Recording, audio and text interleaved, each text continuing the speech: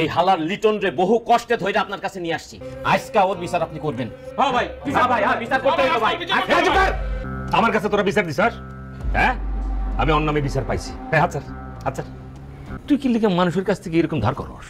ভাই আমি তো বেকার, কোনো চাকরি বাকরি পাই নাই। আমি বেকার বইলাম, মাথার মধ্যে সবসময় শয়তান ঘুরে, টাকা পয়সার কোনো অভাব নাই আপনার। ভাই আপনি আমার 30,000 টাকা ধার দেন, ওই ধারের টাকা দিয়ে আমি ভ্যান গাড়ির মধ্যে কাঁচামাল বিক্রি করার ব্যবসা করব।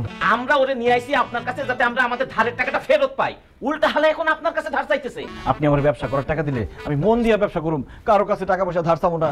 আচ্ছা ঠিক আছে, আমি তোরে 30,000 টাকা দিব। তুই কথা দে, তুই ব্যবসা করে আমার টাকা পরে দিবি। তোর কাছ থেকে যারা যারা টাকা পাইবো সবার টাকা আগে দিয়ে দিবি, তারপরে আস্তে আস্তে আমার টাকা দিবি। কথাটা মনে রাখবো। মনে থাকবো ভাই। মনে রাখিস, এই টাকা কিন্তু রুস্তমের। জি ভাই, আসসালামু আলাইকুম। মুস্তাফা আপনি কি করলেন ভাই? আপনি কি বিচার আরে কত কষ্ট করে ধরে লইছেন, কি করলেন? একটা মানুষের টেস্ট পরীক্ষা ফেলাবি, সে কতটুকু টাউটারি করে দেখতাম না।